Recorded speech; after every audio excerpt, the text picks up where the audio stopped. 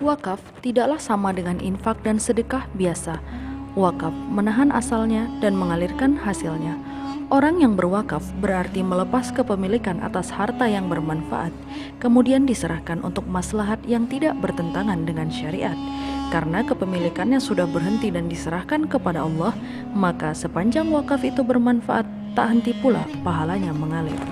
Kemajuan umat muslim pada zaman dahulu banyak disokong salah satunya oleh harta wakaf. Sebab harta wakaf ini yang membantu kaum muslimin untuk mengatasi berbagai permasalahan sosial, mulai dari pendidikan, kesehatan, ekonomi, sarana transportasi, tempat ibadah, sarana kegiatan dakwah, dan sebagainya. Karena wakaf mengutamakan kemaslahatan umum daripada kemaslahatan yang khusus. Teladan wakaf yang baik telah dicontohkan pada masa kenabian oleh Rasul dan para sahabat.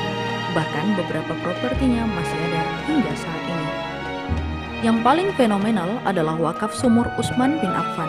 Saat itu, Madinah dilanda kekeringan luar biasa dan masyarakat harus rela membayar mahal air dari sumur seorang Yahudi.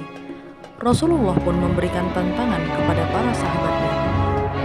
Wahai sahabatku, siapa saja di antara kalian yang menyumbangkan hartanya untuk dapat membebaskan sumur itu, lalu menyumbangkannya untuk umat, maka akan mendapatkan surganya Allah Ta'ala. Tak menunggu lama, Utsman segera membeli sumur tersebut dan mewakafkannya untuk masyarakat sekitar. Apa yang Anda lakukan terhadap harta yang paling Anda cintai? Umumnya, orang akan menjaganya dengan baik, tidak ingin dilepaskan atau menjadikannya koleksi yang berharga. Namun, tidak demikian tauladan yang dilakukan oleh Abu Thalha.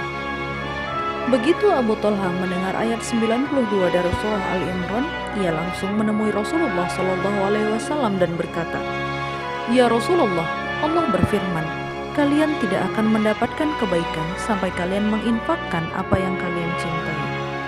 Sementara harta yang paling aku cintai adalah kebun Bairuha. Ini saya sedekahkan untuk Allah. Saya berharap dapat pahala dan menjadi simpanan di sisi Allah."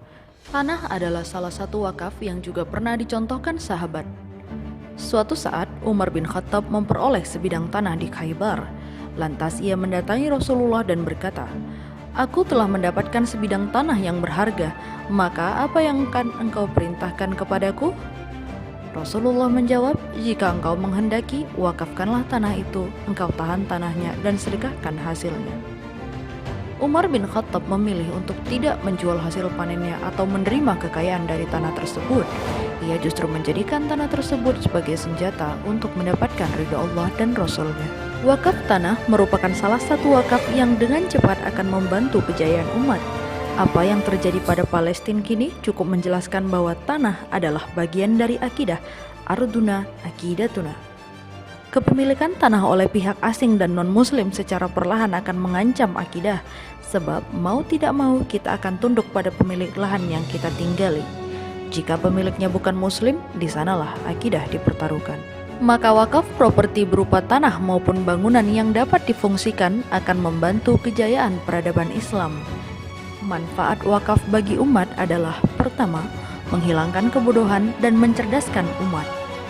Kedua, menghilangkan atau mengurangi tingkat kemiskinan.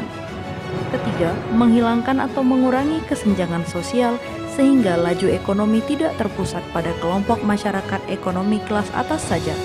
Dan keempat, menstimulus kemajuan serta meningkatkan kesejahteraan umat. Dengan demikian, kesadaran untuk berwakaf properti harus terus ditumbuhkan sebab telah nyata keutamaan wakaf bagi kejayaan peradaban Islam.